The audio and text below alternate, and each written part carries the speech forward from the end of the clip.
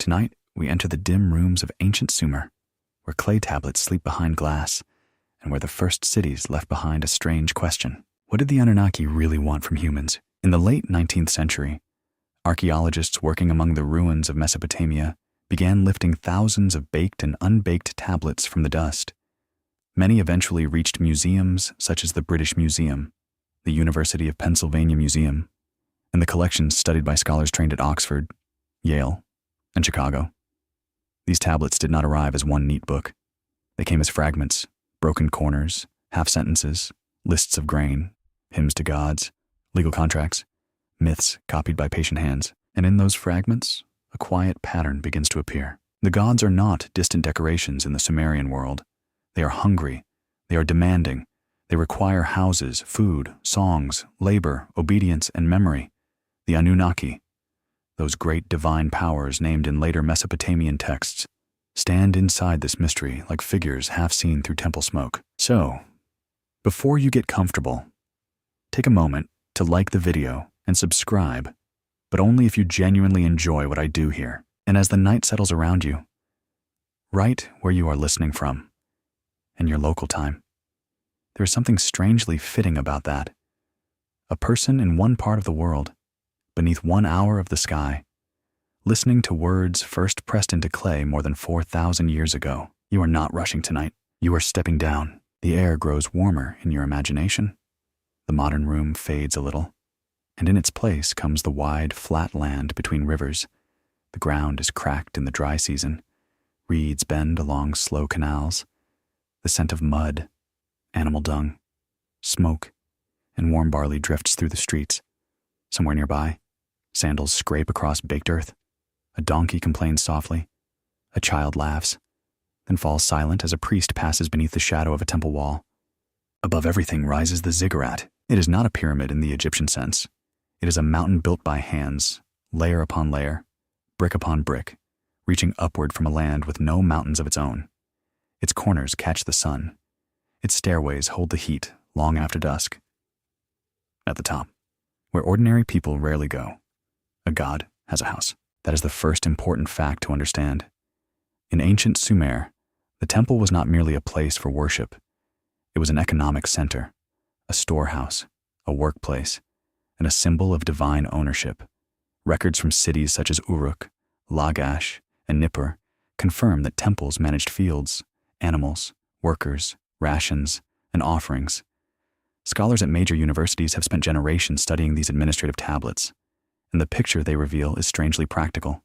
The gods had estates, the gods had kitchens, the gods had servants, and humanity stood inside that system, not as an accidental audience, quietly admiring divine beauty from a safe distance, but as the working body of the sacred order. People plowed, harvested, brewed, wove, carried, counted, sang, and sacrificed. Their labor rose upward through the city like incense. Perhaps that sounds less romantic than expected. Ancient religion often does. We imagine golden light and sacred mystery. And yes, those things are there. But so are barley quotas, sheep inventories, and complaints about missing jars. Even eternity needs paperwork. In the tablet rooms of ancient Mesopotamia, the sacred and the ordinary are pressed together. A hymn may praise a goddess with trembling beauty, while another tablet lists how much grain a worker receives. A myth may speak of divine creation, while a receipt records sheep delivered for a festival. This is not a contradiction. This is the world as Sumer seems to have understood it. The gods are real to them, therefore, their households must be maintained. The Anunnaki appear within a long and complicated tradition, not always in one fixed form. In some texts, they are great gods. In others, they are linked with judgment, the underworld, or the assembly of divine powers. Later, Babylonian and Assyrian traditions reshape them again. As cultures often reshape inherited stories, this is where the open scholarly debate begins, quietly and carefully. Some researchers argue that the Anunnaki were originally a specific group of major deities. Others suggest the term shifted across time, depending on city period and scribal tradition. The tablets do not always explain themselves. That is part of their power. You can picture a scribe seated in the shade, reed stylus in hand, pressing signs into wet clay. He is not writing for us. He is not trying to solve a modern mystery on a glowing screen. He is copying what his teacher gave him, or recording what the temple requires, or preserving a story already older than his grandfather's grandfather. His world is full of gods, not abstract gods, floating somewhere beyond reach, but gods with names, tempers, cities, symbols, and needs. Enlil, the lord of air and command. Enki, lord of wisdom and deep waters. Inanna, fierce and radiant, dangerous as desire. Ninhursag, motherly and ancient, and high in the heavens, remote and immense. The Anunnaki move among such names like a council behind a curtain. The strange question is not whether Sumerians believed humans served the gods. They clearly did. The deeper question is why the stories imagined humans existing in the first place. What need did humanity answer? What absence did human hands fill?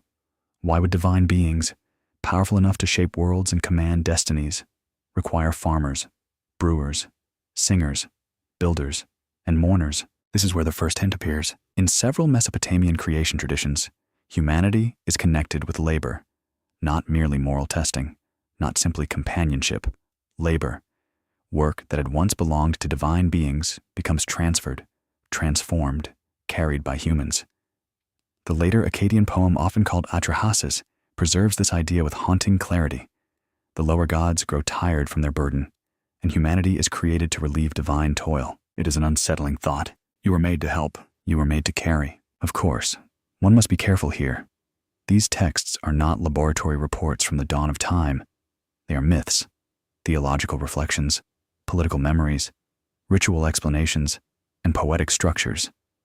Oxford and Chicago trained Assyriologists have long warned against reading them as simple historical transcripts. Yet myths can reveal what a culture fears, values, and normalizes, and Sumer seems to ask a question still recognizable now. Who benefits from human labor? A quirky little detail sits nearby, almost too earthy for grand mythology. Some Mesopotamian medical and magical texts include ingredients that feel startling to modern ears, including animal fats, beer, plants, minerals, and occasionally substances most people would rather not imagine near their skin. Ancient practicality had no patience for modern squeamishness. If something seemed useful, symbolic, or ritually potent, it entered the recipe. The sacred world was not always clean. It was powerful, fragrant, smoky, sticky, and very human. So when you hear later claims that the Anunnaki wanted gold, machines, secret planets, or hidden technologies, let them drift by for a moment, like desert mirages. Those ideas belong mostly to modern fringe imagination, not to the quiet surface of the tablets themselves. They are interesting as modern myth-making, certainly. They show how hungry people remain for hidden origins. But the ancient records speak first of something more intimate and more uncomfortable. They speak of service. They speak of offerings. They speak of cities organized around divine presence. The clay does not shout. It never does. It waits in museum drawers, under careful light, marked with signs that look at first like bird tracks in mud. A scholar leans close. A damaged line becomes a word becomes a god becomes a demand. And slowly, across the broken surface, humanity begins to appear, not as the master of creation, but as its servant, caretaker, and witness. You stand now at the edge of that old world. Night gathers over the canals. Smoke rises from ovens. Somewhere inside the temple precinct, grain is being measured. Somewhere, a singer rehearses a hymn. Somewhere, a tired worker receives a ration of barley and beer, then turns home through streets that smell of dust and animals and river clay. Above him, the god's house darkens against the stars, and beneath that dark shape, the first answer begins to form. The Anunnaki may have wanted many things from humans: worship, food, order, memory, obedience, perhaps even companionship. But at the beginning of the trail, under the dust and behind the museum glass, the oldest whisper sounds simpler. They wanted work done, and they wanted it done forever. Your mind drifts southward across the old Mesopotamian plain, where the two great rivers loosen into marshes, canals, and shimmering fields. Here, civilization does not arrive with trumpets. It gathers slowly in mud. The land is wide and low, with a sky so large it seems to press every human thought back into the earth. In the morning, Pale light spreads over the reed beds. Birds lift from the water with sudden wings. Men push boats through narrow channels, their poles sinking into the soft bottom. Women carry baskets against their hips, while children run near walls made from sun-dried brick. Everything smells of water, grain, smoke, and animals. This is southern Mesopotamia, the land later remembered through cities like Uruk, Ur, Eridu, Lagash, and Nippur. Archaeological work at these sites shows that by the 4th and 3rd millennia BC, communities had become dense, organized, and astonishingly ambitious. Excavations at Uruk, studied for generations by international teams and discussed by scholars from institutions such as Chicago, Oxford, and Yale, reveal monumental buildings, seal impressions, mass-produced bowls, and early writing. The city is becoming a machine, not a metal machine. Of course, nothing so modern or obliging. It is a human machine of hands, backs, voices, rules, and storage rooms. It runs on irrigation and memory. It runs on counting. It runs on the ability to make people rise with the sun and do the same difficult tasks again. You can almost hear it breathing. The canal bank is damp beneath your feet. A farmer steps into the field with a wooden tool, his skin already shining in the heat. He knows the river is both blessing and threat. Too little water, and the barley fails. Too much water, and the field becomes a drowned mirror. So the land must be watched, cut, guided, and repaired. Canals are not romantic for long. They clog. They collapse. They silt up. They demand workers with baskets, men with mattocks, overseers with sharp eyes, and scribes who record who came, who left, and who somehow became sick right before the worst digging began. Some things never change. Records from early Mesopotamian cities confirm that labor was organized through temples and palaces, using ration systems that distributed grain, wool, oil, and beer. These were not tiny villages loosely sharing chores. These were structured urban societies, capable of moving goods and commanding effort across large groups of people. Scholars in major research traditions often point to such tablets as evidence for some of the world's earliest bureaucracies.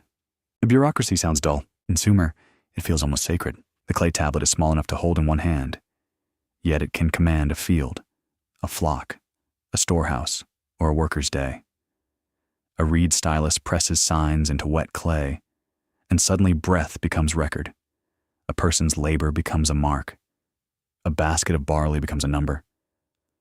The living motion of the city hardens into something that can outlast the speaker. That's a quiet kind of power. At the center of the city stands the temple precinct, not merely as a holy place, but as a body around which the settlement moves. Storehouses cluster nearby. Workshops hum in the shade. Weavers sit in long rooms, fingers moving through wool. Brewers tend their vessels. Potters shape bowls that look plain at first glance, then become mysterious through repetition. Thousands upon thousands of beveled rim bowls have been found at Uruk period sites. They are rough, standardized, and strangely anonymous. Some scholars believe they were ration bowls, used to distribute food to workers. Others debate their exact purpose, suggesting roles in baking, measuring, or institutional meals. The open question remains fascinating because the object is so ordinary. A bowl can reveal a civilization. Imagine being handed one at the end of a day. Your arms ache from carrying clay bricks or clearing a canal. Dust sticks to your sweat. The bowl is not beautiful. It is not made for a king. It is made for usefulness, speed, and repetition. Into it comes grain porridge, bread, or some measured portion of the city's stored life. You eat because the system allows it. You work because the system requires it. And above that system, the gods remain present. In the Sumerian mind, the city does not belong only to its human residents. Each major city is bound to a patron deity, a divine presence whose temple anchors identity and authority. Uruk belongs strongly to Inanna and An. Nippur carries the weight of Enlil. Eridu is linked with Enki, the wise lord of deep waters. The city is a divine estate. People may live there, love there, complain there, and lose sandals there, as humans insist on doing. Yet the deeper order says the land, the harvest, and the labor exist within a sacred arrangement. The gods own, the rulers administer, the workers sustain. It is not simple slavery in every case, and it is not modern employment either. It is something older, stranger, and harder to translate into modern categories. Households, temples, dependents, free persons, captives, hired laborers, and officials all overlap. Social history becomes less like a clean chart and more like a crowded street at dusk. Everyone is moving. Everyone is watched. A quirky detail survives in the world of early accounting. Some tablets and ceilings track commodities with a seriousness that borders on comedy. Sheep, jars, measures of grain, bundles of reeds, fish, textiles, and beer all pass through the hands of record keepers. One can picture an exhausted scribe discovering that 3 goats are missing, then realizing eternity itself has chosen him for livestock paperwork. The gods may be majestic, but goats remain difficult. This mixture of grandeur and inconvenience gives Sumer its texture. It is not merely a birthplace of kings and temples. It is a place where people argue over rations, repair walls, carry water, endure heat, and build monuments they may never fully understand. The city rises from their repeated motions, from the unglamorous rhythm of necessary labor. And labor is where the old mystery sharpens. If the divine world required food, houses, music, and ritual care, then the city became the instrument that produced them. It gathered humans into a controlled pattern. It turned scattered families into coordinated labor. It transformed mud into walls, fields into offerings, animals into sacrifices, and time into calendars of obligation. Long before recorded history became familiar to us, human life was already being arranged into sacred schedules. The festivals came, the fields ripened, the canals filled, the storehouses opened, priests moved through incense smoke, officials counted rations, workers carried loads through gateways under the patient glare of statues with wide, staring eyes. Those statues are another unsettling presence, the votive figures found in Mesopotamian temples, especially from sites like Tel Asmar, often show worshippers with clasped hands and enormous eyes. Their exact meaning continues to invite scholarly discussion, yet many interpret them as images of perpetual devotion, placed before the gods as if to keep watch when the human body could not remain. They gaze forever. Perhaps that is what the city learns to do as well. It watches the heavens, the river, the temple door, the ruler's command, and the tablet in the scribe's hand. It watches because survival depends on attention. It watches because the gods, in some quiet sense, are imagined to be watching too. As evening falls, the city does not become silent. It changes its sounds. The slap of wet clay fades near the brick molds. The cattle settle uneasily. From an upper room comes the soft tapping of a loom. Somewhere, beer is poured into a jar. The smell of bread moves through a narrow lane, warm and faintly sour. You stand in that lane, close enough to touch the rough wall. The bricks are dry beneath your fingers. They are made of the same earth that grows the grain, shapes the tablet, builds the temple, and receives the dead. Nothing is wasted here. Mud becomes shelter. Mud becomes writing. Mud becomes the stage on which gods and humans negotiate the meaning of existence. The first cities do not feel like monuments to freedom. They feel like agreements. Some agreements are spoken in hymns. Some are pressed into clay. Some are carried silently in the bent shoulders of workers returning home beneath a copper-colored sky. In that fading light, the great urban experiment of Sumer reveals one of its deepest truths. Humanity was not simply living near the gods. Humanity was building their world for a moment. It feels as though the sky lowers itself over the plain, vast and pale, holding the city beneath its quiet weight. The people of Sumer do not look upward into emptiness. They look upward into authority, above the roofs of reed and brick, above the smoke from ovens, above the slow river haze. There is a world of powers. The heavens are not distant scenery. They are layered with intention. A storm is not merely weather. A flood is not merely water. A good harvest is not merely luck arriving in a field. Everything has a source, a will, a name, or at least a shadow behind it. The gods are everywhere, yet they also have houses. That tension sits at the center of the Sumerian imagination. The divine can fill sky, river, wind, and underworld, while also dwelling in a carefully tended shrine. A god may be cosmic and local at once. He may command the fate of kings, yet still require a bed, food, perfume, music, and a doorway washed by human hands. This is not confusion. It is intimacy. You walk in your mind toward a temple courtyard before sunrise. The paving is still cool. A servant carries water in a jar, the clay darkened by dampness. Another person sweeps dust from the threshold. A priest prepares offerings, while a singer clears her throat in the half-light. The god is not seen as ordinary people see one another, but the god is treated as present. Presence must be served. Archaeological discoveries across Mesopotamia confirm that temples contained installations, altars, offering spaces, and ritual equipment connected with the daily care of divine images. Scholars at major institutions, such as the Oriental Institute in Chicago and museums in Philadelphia, have long emphasized that temple religion was not casual performance. It involved repeated material acts, washing, dressing, feeding, singing, burning incense. Divinity entered routine, and routine became sacred. In the myths, however, the divine world is not always calm. The gods meet, argue, desire, punish, bless, and sometimes panic with a suspiciously recognizable energy. The Sumerians did not imagine the heavens as a peaceful committee of glowing philosophers. Their gods possess rank, personality, appetite, frustration, and pride. They can be magnificent. They can also be difficult. Honestly, they sound rather busy, and the high god of heaven stands remote and ancient. Enlil rules with command, air, and terrifying authority. Enki, lord of deep sweet waters beneath the earth, moves with cunning wisdom. Inanna shines with love, war, ambition, and dangerous movement between boundaries. Ninhursag holds motherly and creative power. Around and among such figures, the Anunnaki appear as a collective of great divine beings, sometimes connected with the highest gods, sometimes with judgment and the lower world. Their meaning shifts. Their weight remains. One mainstream fact is clear from the textual tradition.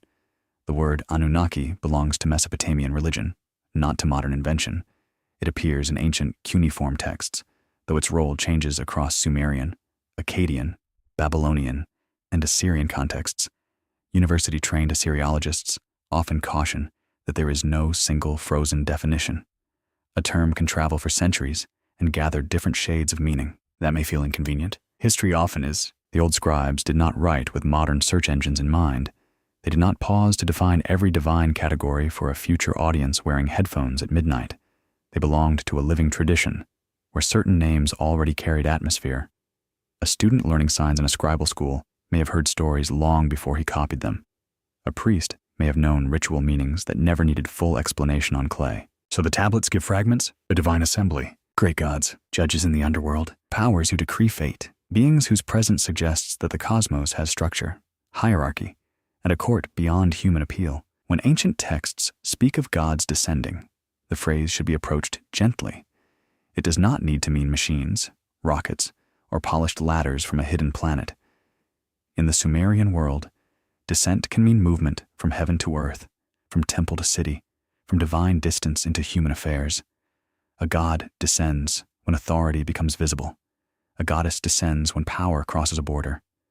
A divine image enters procession, and suddenly, the street is no longer ordinary. The city holds its breath. You can imagine a festival day. The sun stands high, and the air trembles over the brick walls. People gather near a processional route. Musicians strike drums and lyres. The smell of oil, wool, sweat, and incense thickens. Priests carry sacred objects. Officials stand carefully arranged, looking important in the timeless style of officials everywhere. Then the god moves. Perhaps it is a statue carried from the sanctuary, hidden or partly veiled. Perhaps it is the symbol of a deity, lifted above human heads. People bow, sing, murmur, and stare. For them, this is not theater in the shallow sense. This is contact. The divine has crossed into the human street. The boundary is thin. Here a quirky tidbit slips in from the wider Mesopotamian religious world. Some divine statues were treated almost like living nobles. They could be dressed in fine garments, adorned with jewelry, presented with meals, and even taken on journeys or ceremonial visits. A statue might possess more wardrobe attention than most living humans could ever dream of receiving. One imagines a worker glancing at the god's fine clothing and privately reconsidering his own laundry. The joke is gentle. The hierarchy is not because if gods can descend into cities, then cities must be ready for them. Streets must be maintained. Offerings must be prepared. Musicians must know their parts. Priests must perform correctly. Scribes must record what belongs to whom. The arrival of divine presence requires a human system capable of receiving it. This gives the Anunnaki a different kind of power. They are not only mysterious beings in old myths, they are signs of a universe where humans live under layered supervision. The gods above have councils. The gods below have courts. The city between them becomes a place of obligations. You are never simply alone in the world. You are positioned. That idea can feel comforting. It can also feel trapped. The open scholarly debate here moves around how ordinary people experienced such divine hierarchy. Some historians emphasize sincere devotion and communal identity.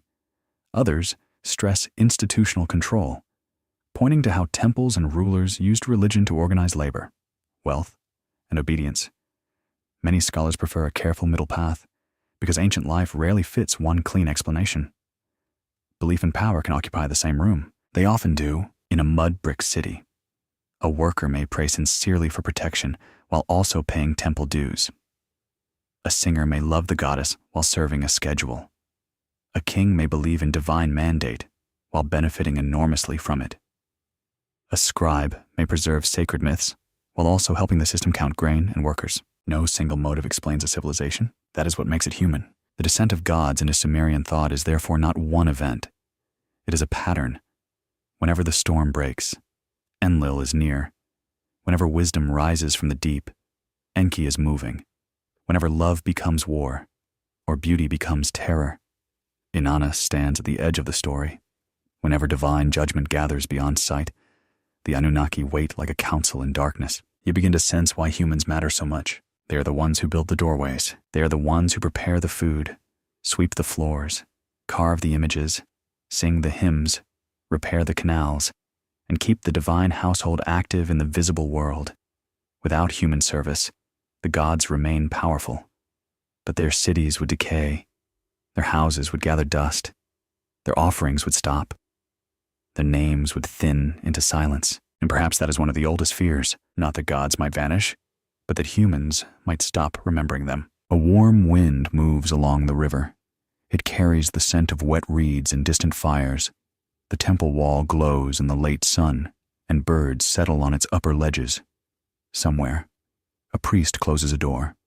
Somewhere, a child watches smoke rise and wonders whether it reaches the gods. The answer is not given plainly. It never is. But in the long hush between heaven and earth, the old Sumerian world seems to offer one possibility. The Anunnaki wanted humans because humans made divine presence durable. Humans gave the gods houses in time. Humans turned fear into ritual, hunger into offering, and sky into city. The gods descended. Humans made room in your ears. The city noise fades into something older, lower, and more difficult to name. It is the sound of labor before dawn. Not human labor at first, at least not in the strange memory preserved by Mesopotamian myth. The work belongs to divine hands. The gods dig, carry, clear, shape, and maintain the world. They perform the endless tasks that make existence possible. They endure the weight of creation not as distant rulers sitting forever in comfort, but as workers trapped inside a cosmic system. The image is surprising. It's almost uncomfortable. A god with tired arms does not fit easily into modern expectations. We often imagine divinity as effortless power, as command without sweat, as a word spoken into emptiness. Yet Mesopotamian stories sometimes move differently. They imagine a universe where work exists even among the gods, where order is not automatic, where the world must be managed, repaired, fed, and sustained. Creation has chores. That small realization changes the mood of everything. You stand now in a mythic landscape, not quite earth and not quite heaven. The ground is heavy with wet clay. The air tastes of salt, heat, and storm. Channels must be opened. Soil must be moved. The deep waters must be held in their places. The divine workers bend beneath burdens older than any king. Their complaints rise like dust in the throat. The later Akkadian composition, often called Atrahasis, gives one of the clearest surviving versions of this idea. Scholars from major universities, including Oxford and Chicago, have studied the poem as a powerful witness to Mesopotamian theology and social imagination. In it, lesser gods grow weary of labor and rebel against their burden.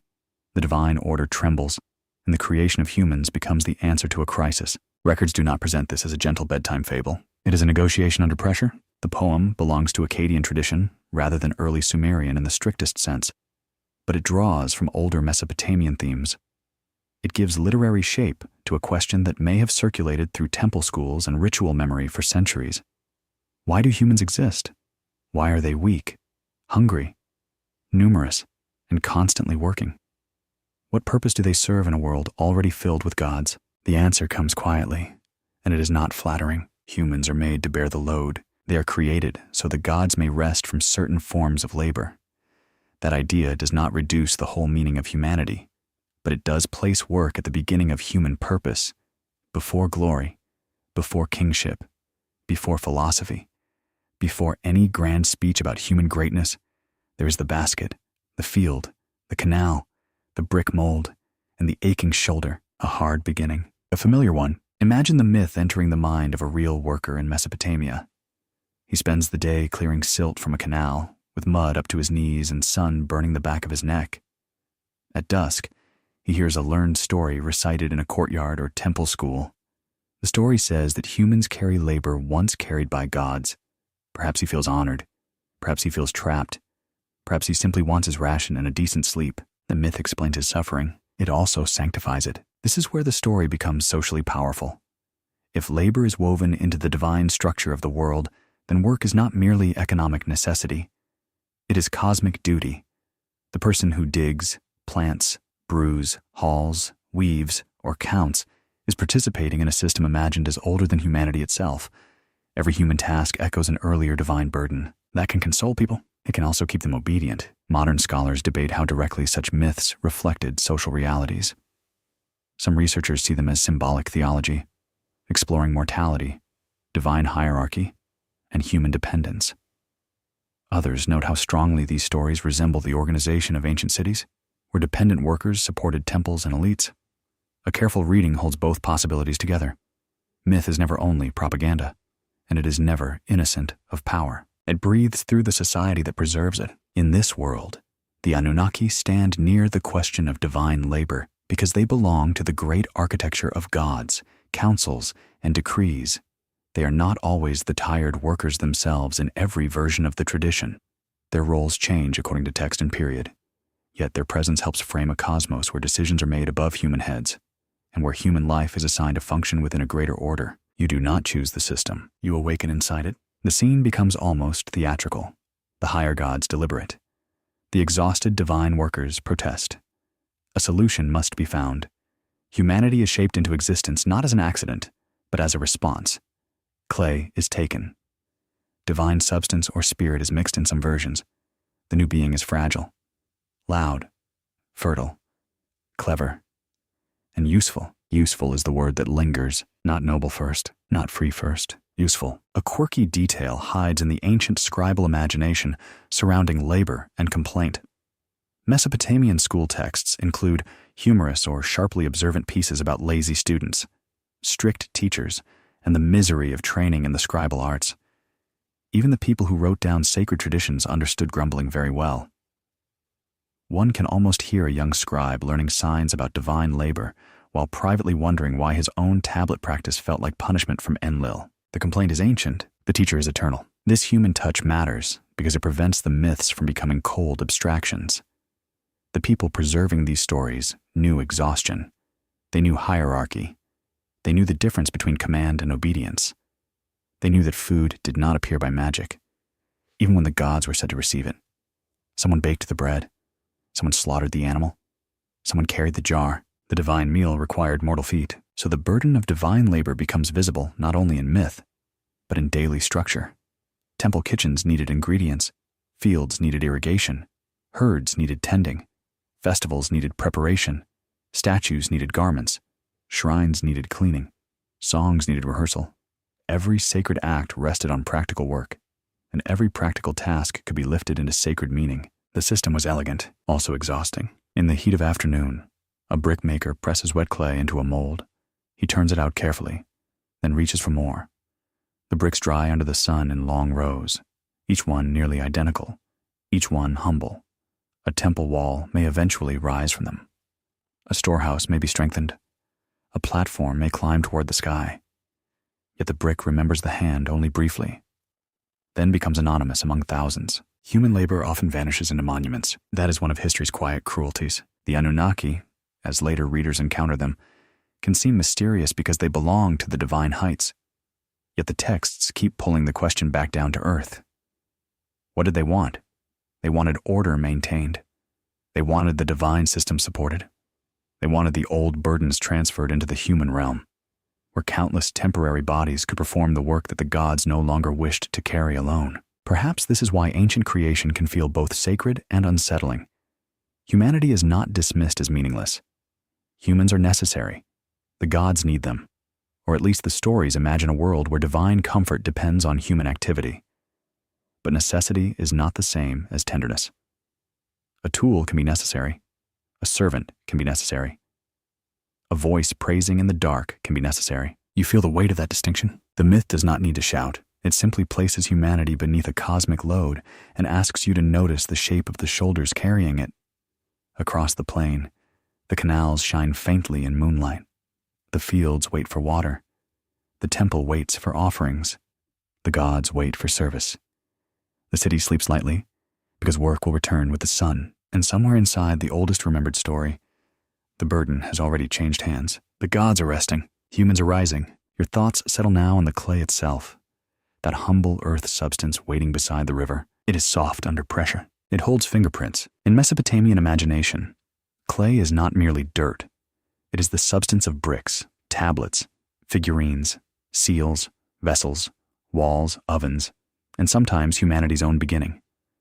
The same material that builds a city can also receive a name. The same wet earth that records a ration of barley can become the body of a human being in mythic memory. That is a strange intimacy. You can picture a low bank along a canal, where water has darkened the soil into a workable paste. A potter crouches there at morning. His hands move with slow confidence, pressing, turning, smoothing. Clay gives way, then keeps the shape imposed upon it.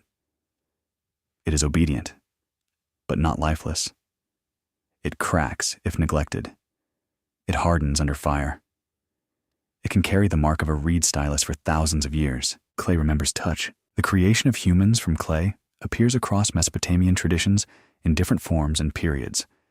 In several ancient accounts, gods fashion human beings using earth, divine blood, or a life-giving element that connects mortal bodies to the divine world. Scholars at institutions such as Yale, Oxford, and the University of Pennsylvania have long treated these stories as essential evidence for how Mesopotamians thought about human nature. The body is earthly, the spark is borrowed. That mixture matters deeply. Humanity is not imagined as pure dust alone, nor as pure divinity fallen into inconvenience. Humans are composite beings. They belong to mud, hunger, sickness, labor, desire, and death. Yet something in them answers to the gods.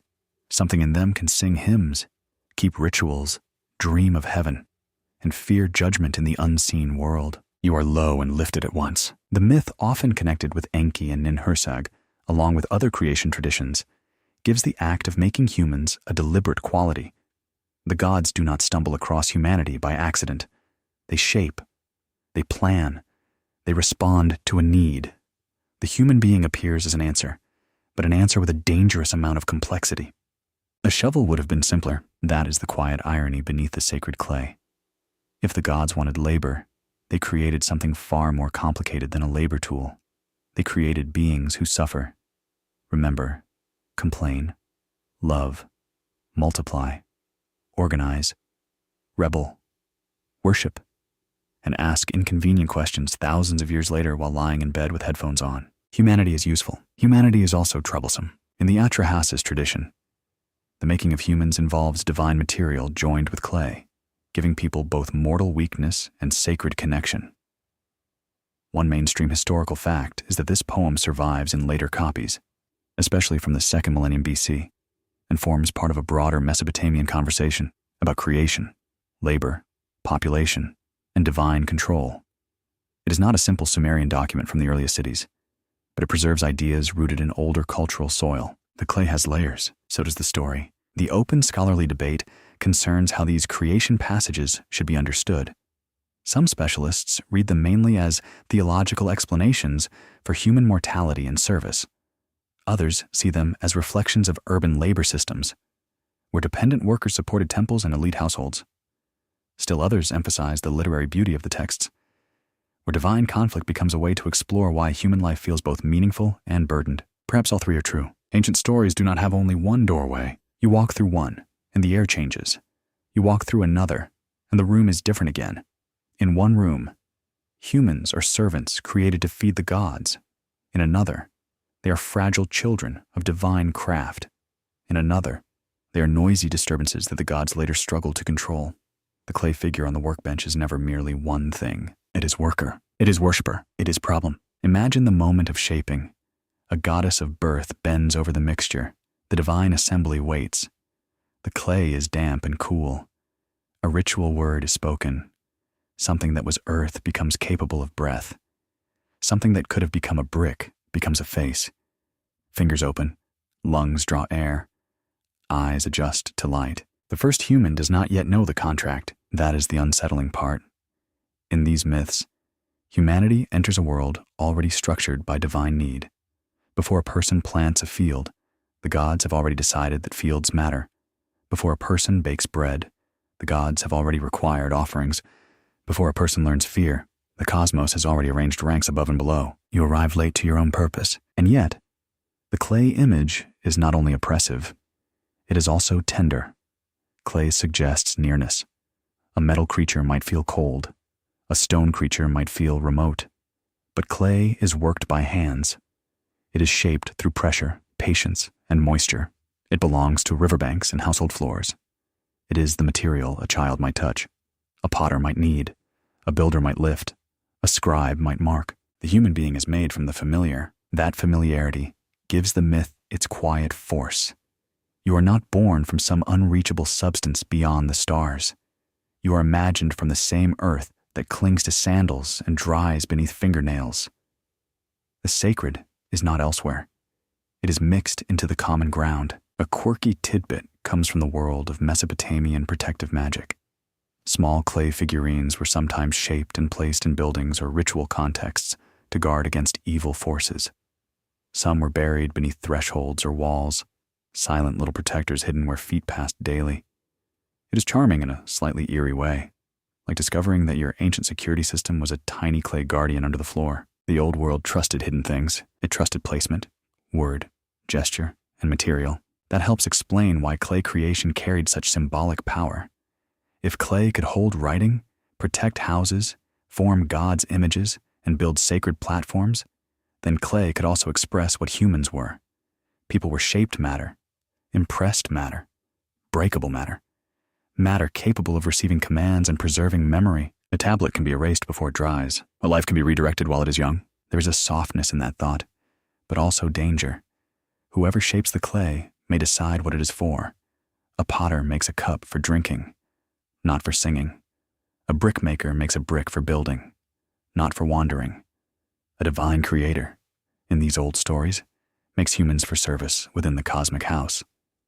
But humans do wander. Humans do sing. Humans do refuse to remain only one purpose. This tension may be why the myths continue to disturb and attract modern listeners. They seem to say that human beings were made for labor, but they cannot stop revealing more than labor. They were shaped for service, yet they become storytellers. They were placed under gods, yet they imagine the gods, praise them, fear them, and sometimes question them through literature itself. The servant becomes the keeper of the story, without human mouths, who remembers divine names, without human hands, who presses the myths into clay, without human grief, who understands why mortality matters. The gods may command the world, but humans give that command a witness in time. The human being is small, the role is enormous. In the fading heat, you imagine a scribe holding a fresh tablet. The clay is not yet dry. It can still be changed. His stylus hovers, and for a brief moment, the future is soft. Then he presses a sign. Another follows. The surface receives them. A thought becomes durable. So perhaps the creation from clay carries a secret beyond servitude. It says that humans are made to bear impressions, divine orders, social duties, family names, temple songs, private sorrows, and forbidden questions all press into the mortal surface. Some marks vanish, some harden, some survive beyond empires. The Anunnaki may have wanted workers formed from earth, beings who could sustain the divine order through food, ritual, and obedience. Yet the clay they received was strangely alive. It could ache, it could remember, it could look upward from the canal bank and wonder why it had been made. And that question, once pressed into the human heart, does not easily fade. The scent changes first, becoming warmer, thicker, and more human than any stone inscription. You smell bread in the dark, somewhere inside the temple district. Grain has been ground before sunrise. Flour dust clings to hands and arms. Water is poured. Dough is pressed, folded, shaped, and carried toward ovens glowing with a patient red heat. Nearby, beer ferments in jars, its sour sweetness rising through the air. Sheep stir in a pen. Dates wait in baskets. Oil gleams in clay vessels. The gods must be fed. That sentence sounds strange to a modern ear. Yet in ancient Mesopotamia, it was woven into the structure of daily worship. The divine household required offerings, not as occasional decoration, but as a repeated act of maintenance. Temples received grain, beer, meat, dairy, fish, fruit, oil, incense, textiles, and precious objects. These gifts were not random generosity. They were part of a ritual economy that gave shape to the relationship between humans and the divine. Food became theology. Records from Mesopotamian temple archives confirm that offerings were carefully measured, stored, prepared, and distributed. Scholars at the University of Pennsylvania, Yale, and Chicago have studied thousands of administrative tablets that list goods entering and leaving temple institutions. The list can look dry at first, almost painfully dry, unless you pause and let them breathe. Then the numbers become fields, herds, ovens, kitchens, storerooms, and tired workers moving through a sacred system. A jar is never just a jar. It is a promise. You imagine a temple kitchen in the muted light before dawn. The floor is swept, but never perfectly clean. Fine dust returns as if it has rights. A cook lifts a heavy vessel. Another worker fans an oven. A young assistant carries water and tries not to spill it, which means he immediately spills a little. No civilization, however sacred, has ever defeated awkward apprentices. The scene is ordinary. That is what makes it powerful. The god's meal must be prepared with care. In many Mesopotamian traditions, cult statues were treated as living presences. They could receive food, drink, clothing, incense, music, and ceremonial attention. The exact ritual forms changed across city and era, but the underlying idea remained compelling. The divine image was not viewed as a mere ornament. It was a focus of presence, a seat where human service met divine reality. You do not simply believe, you bring breakfast. This is where the question of what the Anunnaki wanted from humans becomes more material. They did not only want abstract praise, they wanted a functioning world of offerings. They wanted the city to gather resources and move them toward the sacred center. Fields had to produce grain, herds had to produce animals, brewers had to produce beer, weavers had to produce cloth, singers had to produce hymns, priests had to perform the correct gestures at the correct time. The divine world depended on repetition every day. The same pattern returned. A door opened, a vessel was lifted, a song was sounded, a portion was placed, smoke curled upward. A record might be made. The offering entered the god's domain. Then parts of the food could later pass through human hands again, supporting priests, temple workers, and dependents.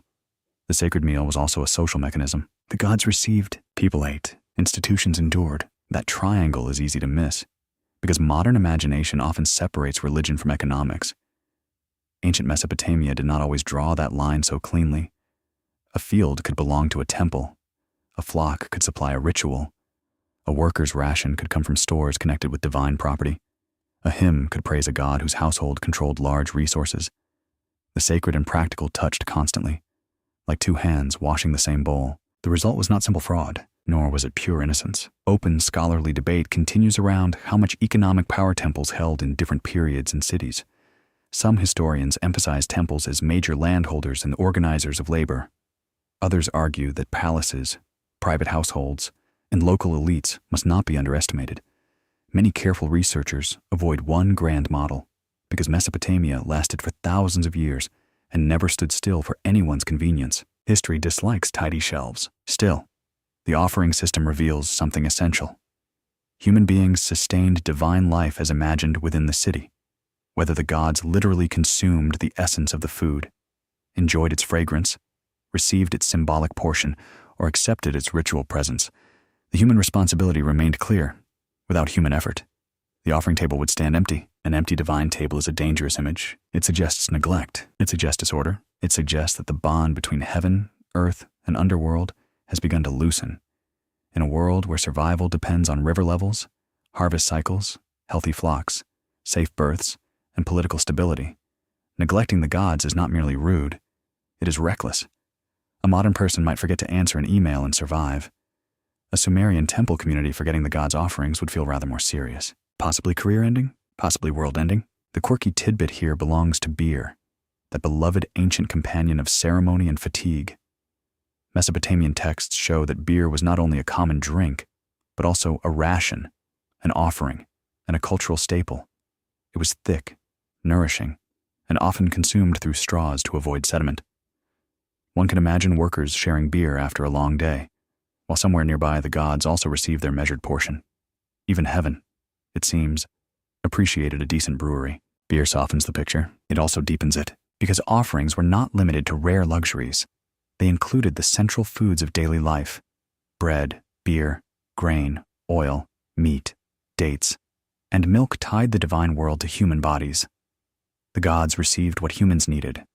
This made worship intimate, because the offering came from survival itself. To give food was to give time, land, water, labor, and hunger postponed. A loaf contains a field, a cup contains a canal. A sacrifice contains the life of an animal and the coordination of many people.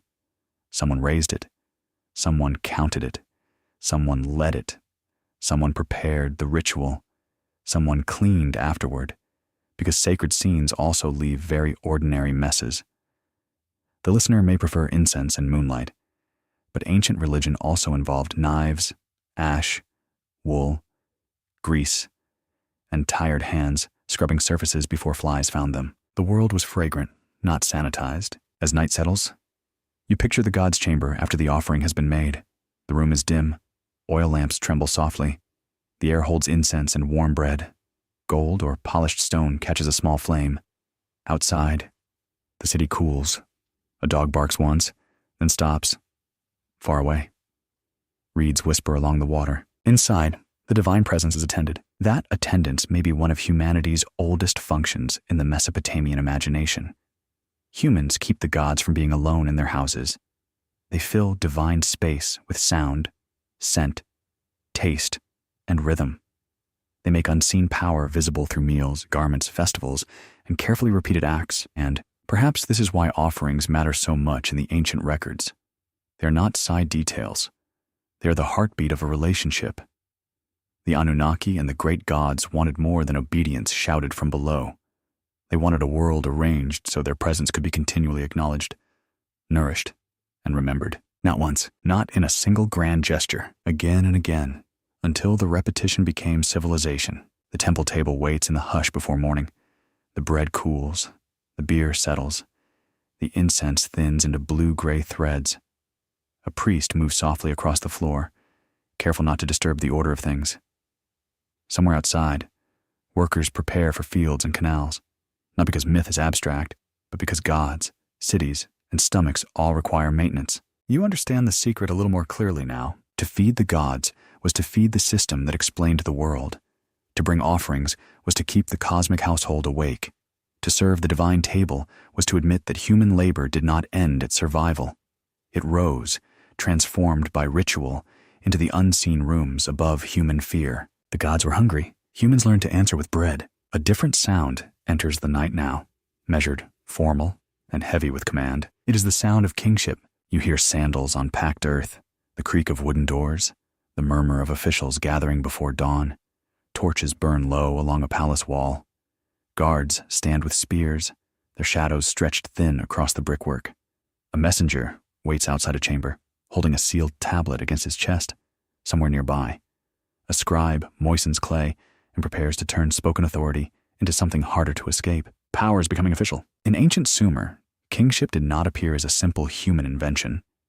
It was imagined as something that descended from the divine realm, a sacred authority granted to particular cities and rulers.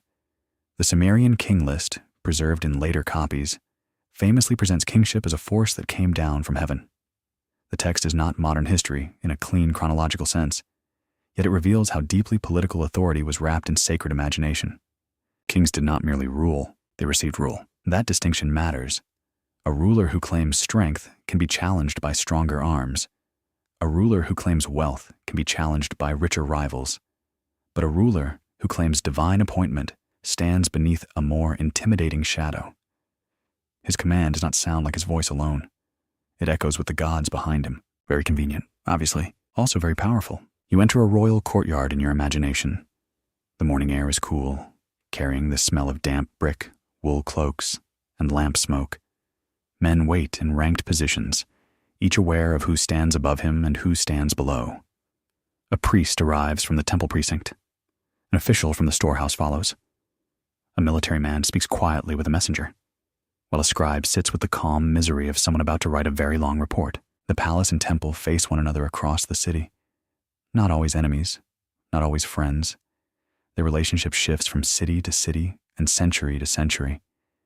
Sometimes the temple dominates public life. Sometimes the palace becomes the stronger organizer of labor, land, and war. Often they are intertwined, each needing the other. Sacred authority blesses political power. Political power protects sacred property. It is a practical marriage, not always a happy one. Mainstream historical research confirms that rulers in Mesopotamian city-states used inscriptions, building projects, temple dedications, and ritual language to present themselves as chosen servants of the gods. Scholars at institutions such as Harvard, Yale, and Chicago have examined royal inscriptions from Lagash, and other cities, showing how rulers described themselves as builders, providers, warriors, shepherds, and caretakers of divine houses. A king builds for the god legitimizes the king. The people carry the bricks. There, hidden in plain sight, is one of the most important patterns in the Sumerian world. Kingship transforms divine desire into organized human action. If a temple must rise, a ruler can command labor. If canals must be repaired, a ruler can summon workers. If offerings must increase, a ruler can expand fields and storehouses. The king becomes the hinge between heavenly expectation and earthly muscle. He is not merely above society. He is the manager of obligation. You can imagine a public inscription carved or impressed to commemorate a temple restoration. The ruler speaks humbly, at least in the official language. He is the chosen one, the faithful servant, the beloved of a deity. He has built the god's house, widened the canal, defeated enemies, restored order, and provided abundance. The words glow with piety. They also glow with politics, because every pious claim says something about who has the right to command. When a ruler announces that the gods favor him, he is not only thanking heaven, he is speaking to rivals, workers, priests, soldiers, and neighboring cities. He is saying that resistance is not merely disobedience to a man. It may be resistance to the order of the cosmos. That is a heavy sentence to place on ordinary shoulders. The Anunnaki, as part of the broader divine assembly and cosmic hierarchy, deepen this atmosphere. They suggest that power is not random. There are ranks above human ranks, courts beyond human courts, and decrees older than any living ruler. Human kingship becomes a reflection of divine structure. The city below mirrors the council above. At least, that is the official dream. Reality is always noisier. The quirky detail here comes from the Sumerian king list itself. Some early rulers are assigned reigns lasting tens of thousands of years, numbers so enormous they drift out of ordinary history and into sacred wonder. A modern accountant would quietly faint. Yet the exaggeration tells us something important. Ancient kingship wanted depth. It wanted to reach beyond living memory into a time so ancient that normal measurement collapsed. Long reigns meant more than arithmetic. They meant distance. They meant awe. They meant the ruler belonged to a story larger than anyone's grandmother could contradict at dinner. Scholars continue to debate how to interpret the earliest portions of the king list. Some view them as mythic tradition, designed to connect historical rulers with primeval authority. Others see memories of old dynasties reshaped by scribes for political reasons. A more cautious interpretation treats the text as both ideology and memory, a document where history, myth, and royal ambition press against each other like wet clay in a mold. The question is not whether every number is literal. The question is what those numbers were doing. They were stretching kingship backward into sacred time. They were making human rule look inevitable, ancient, and divinely supervised. They were placing each ruler inside a chain that began beyond the reach of ordinary records. And once a ruler stands inside such a chain, his commands feel less temporary. A tax becomes duty. A canal project becomes cosmic maintenance. A war becomes divine justice. Or at least that is how the inscription would prefer you to hear it. You walk now through a city gate where workers gather for assigned labor. Some carry tools, some lead animals, some speak quietly, conserving energy before the day grows cruel. An overseer checks names. A scribe marks attendance. Above the gate, the city's protective deity is invoked through symbols, prayers, or memory. The workers are not marching into abstract employment. They are entering a web of royal and divine expectation. The king commands, the god watches, the clay records. For the common person, kingship may be felt less as a dazzling ideology than as a schedule. It appears in ration distributions, building assignments, military levies, repairs, festivals, and the movement of goods. A royal title may sound grand in an inscription, but its reality arrives as someone knocking at your door with a demand for labor. Glory has administrative footsteps. Still, the king is not only an oppressor in this world, he is expected to protect order, secure water, honor the gods, defend the city, judge disputes, and provide stability. Mesopotamian royal ideology often presents the ruler as a shepherd, a figure responsible for guiding and preserving the people. The metaphor is gentle on the surface. Sheep, however, rarely choose the direction of the flock. That is the uncomfortable softness of it. You can sense how humanity's role expands here. Humans do not only serve gods through offerings and labor, they also serve the sacred order through obedience to delegated human authority. The Anunnaki do not need to stand visibly in the street if kings, priests, scribes, and officials can organize the world in their name. Divine desire becomes institution.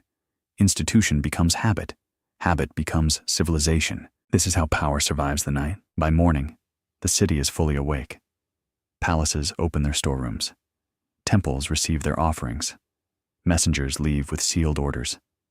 A ruler's name is spoken in official rooms, while the names of workers are scratched into records with smaller concern.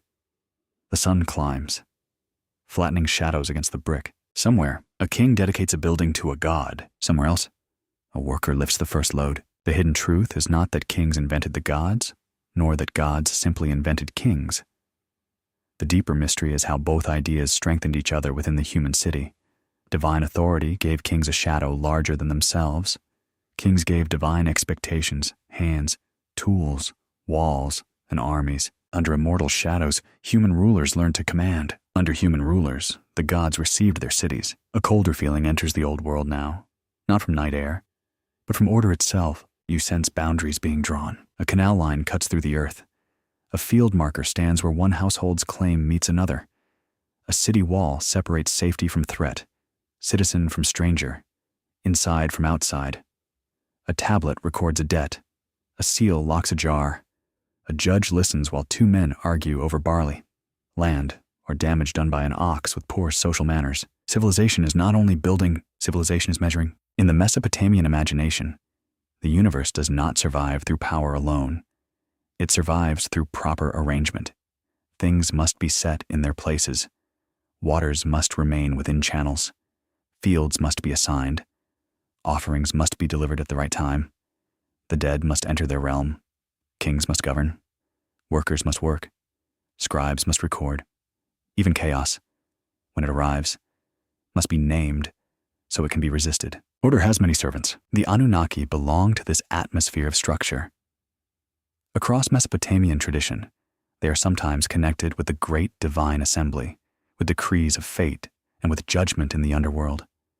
Their image is not always fixed, but they often suggest a world watched by powers older than any human court.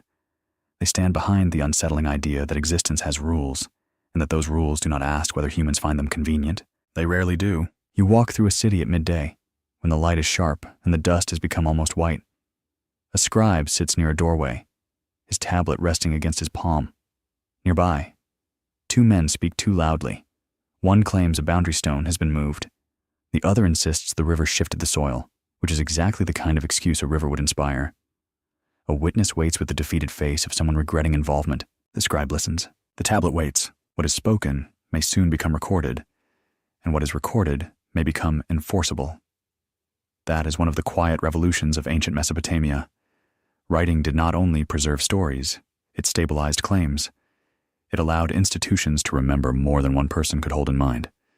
It turned obligation into a durable shape. A debt could outlive a mood. A boundary could outlive a quarrel. A law could outlive the king who proclaimed it. One mainstream historical fact is that Mesopotamia produced some of the earliest known law collections, including the older laws of Ur-Nama and later the famous laws of Hammurabi. These collections come after the earliest Sumerian urban period in different forms and contexts, but they express a long regional concern with justice, status, compensation, and social order. Scholars at Yale, Harvard, and Oxford often treat them not as modern law codes in the full sense, but as royal statements about justice and proper rule. That distinction matters. A law collection is not always a courthouse manual. It is also a performance of order. The king presents himself as the one who makes justice visible, who protects the vulnerable, who restrains violence, who prevents society from dissolving into revenge. Of course, royal self-description is rarely modest. Kings do enjoy sounding useful. Yet beneath the formal language lies a real social need. Cities require mechanisms to settle disputes, allocate responsibility, and prevent every disagreement from becoming a private war. The gods care about order. The king claims to serve it. The people live inside it. In this frame, the Anunnaki appear less like visitors from a distant physical place and more like guardians of a cosmic structure. They are associated in later tradition with judgment, especially in realms beyond ordinary sight. When a person dies, life does not simply evaporate into meaninglessness. It enters another order, another set of powers, another accounting. The living may not fully understand that court, but they feel its shadow. This makes human behavior heavier. Nothing is merely private. The city, the temple, the palace, the ancestors, and the gods all form layers of supervision. You may escape the attention of your neighbor. You may even avoid the notice of a sleepy official. Good luck with that, by the way. But divine order is imagined as deeper than human sight. The unseen world has memory. A quirky tidbit from Mesopotamian omen culture reveals how intensely people searched for patterns. Priests and scholars studied the livers of sacrificed animals, unusual births, eclipses, dreams, oil patterns on water, and strange events in daily life. A sheep liver could become a map of divine intention. The universe, apparently, had footnotes written in organs. It sounds odd now. It was serious work then. Omen interpretation was not random superstition in the minds of its practitioners. It was a disciplined method for reading signs in a world believed to be saturated with meaning. If the gods governed reality, then reality might reveal divine decisions. A mark, a shape, a timing, a color, or a dream could matter. The visible world became a script, the one far less polite than a school tablet. The problem was interpretation. It always is. Modern scholars continue to debate how ordinary people understood fate in Mesopotamian religion. Some emphasize divine determinism, where gods decree outcomes beyond human control. Others argue for a more flexible system, where rituals, prayers, omens, and royal action could influence or respond to divine decisions. Many specialists now describe a dynamic relationship, where fate is powerful but not always simple. Perhaps destiny had doors, perhaps some were locked. This uncertainty gives Mesopotamian order its emotional force. Humans do not live in a universe where everything is clearly explained. They live under signs, obligations, and risks. They must act correctly without always knowing the full design. They must honor gods whose decisions may be hidden. They must follow rules shaped by cities, rulers, ancestors, and powers in the dark. That is exhausting. It is also deeply familiar. You can feel the weight of measure everywhere. Grain is measured into jars. Land is measured by surveyors.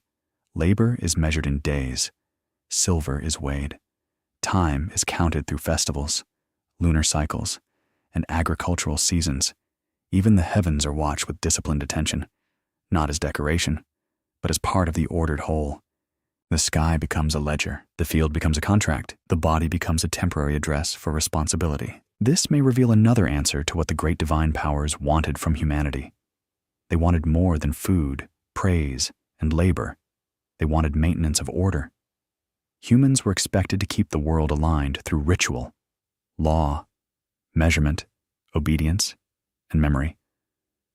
A person's task was not only to survive, it was to help prevent the return of disorder. The river must be channeled, the appetite must be disciplined, the dead must be honored, the gods must be served correctly. In a city of mud brick, order is always fragile. A wall can collapse after rain, a canal can clog with silt, a border dispute can turn violent, a king can fail, a harvest can disappoint, a ritual mistake can unsettle the heart. The world does not stay arranged by itself, despite what lazy philosophers might prefer. It needs hands, it needs watchers, it needs those who measure. As evening spreads, the city's sharp lines soften. Field markers become dark shapes. The canal reflects a thin strip of sky. A scribe carries tablets inside before the damp night air can trouble them. Somewhere a judge's decision is repeated in a household, accepted by one person, resented by another. Somewhere an omen is being considered by lamplight. Above the roofs, the first stars appear. They do not look sentimental. They look precise, distant, and ancient, like marks placed across the dark by a patient intelligence. The people below may not know what every sign means, but they know signs matter. They live in a world where disorder is feared because order was never free. The Anunnaki, in this quiet vision, want humanity to uphold the pattern, not perfectly, because humans are clay and appetite and complaint, but steadily enough. Through law, ritual, boundary, number, offering, and fear, humans keep the great arrangement from slipping into confusion, and so the old city breathes beneath supervision, measured, watched, and waiting. Rain enters the story like a warning, soft at first, then impossible to ignore. You hear it striking reed roofs. In the lowlands of Mesopotamia, water is never merely water. It is life moving in channels, filling fields, lifting boats, cooling clay, and feeding barley. Yet the same water can become a hand sweeping across everything people thought they had secured. A canal breaks, a river rises, a wall dissolves, a house returns to mud with frightening honesty. The world remembers it as temporary. Flood memories run through Mesopotamian literature with a force that is both environmental and spiritual. The land between the rivers was fertile because it was vulnerable. Its cities depended on irrigation, but irrigation demanded control. Its fields needed moisture. But too much water could erase boundaries, drown animals, destroy stores, and turn careful human planning into floating debris. Water gives, water takes. The flood stories of Mesopotamia are not identical in every version. Names shift, details alter, the divine reasons change in tone. Yet a pattern persists. Humanity grows troublesome to the gods. The divine assembly considers destruction. One favored human receives warning, builds a great vessel, preserves life, and survives the overwhelming waters. The world after the flood is not simply restored. It is renegotiated. Something has been learned. Something has been limited. A mainstream historical fact is that Mesopotamian flood traditions appear in texts such as the Sumerian flood story, Atrahasis, and the Epic of Gilgamesh. Scholars at institutions including Yale, Oxford, and the University of Chicago study these accounts as related but distinct compositions, shaped by different languages, periods, and theological concerns. They are not photocopies of one tale. They are voices in a long conversation. That conversation begins in fear. You imagine the sky over a flat city turning the color of ash. The air grows heavy. Birds vanish into reeds. People glance toward the riverbank more often than usual. A man notices that the water has risen around a post. A woman moves jars from the floor to a higher shelf.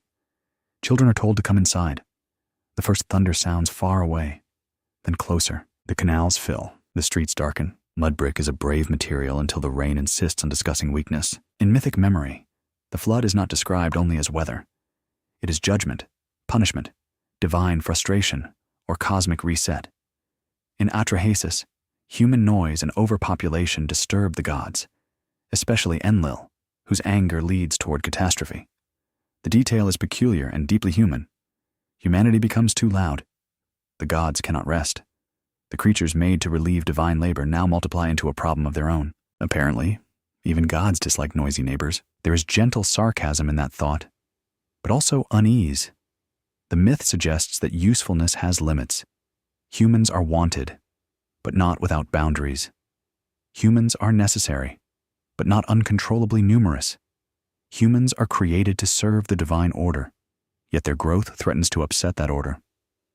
The servant species becomes a disturbance. This is one of the sharpest turns in the ancient story. The same humanity made to carry labor must now be managed, reduced, or disciplined. The flood is not simply a tale of rain. It is a tale about excess, fear, and control.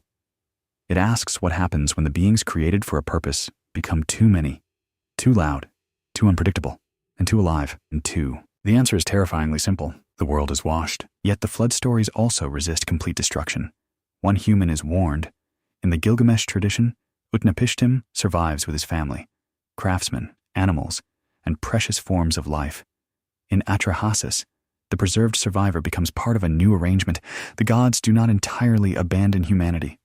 They cannot, perhaps, because without humans, the divine household would again face silence, hunger, and work. So humanity must survive, but not unchanged. The open scholarly debate concerns how these flood narratives relate to real environmental events.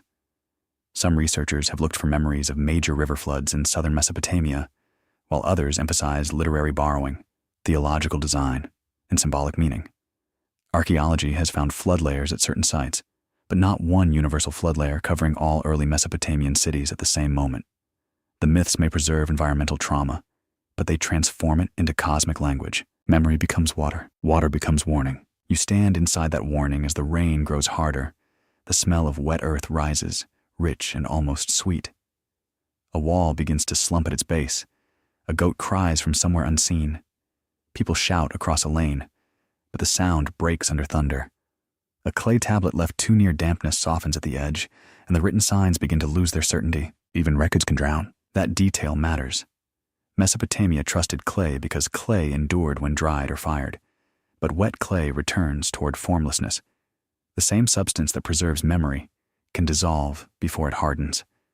A flood threatens not only bodies, animals, and grain, but also the fragile human attempt to make order permanent. The tablet blurs. The boundary disappears. The city forgets its own shape. A quirky tidbit from the flood traditions appears in the Epic of Gilgamesh, where the surviving hero releases birds to test whether the waters have receded.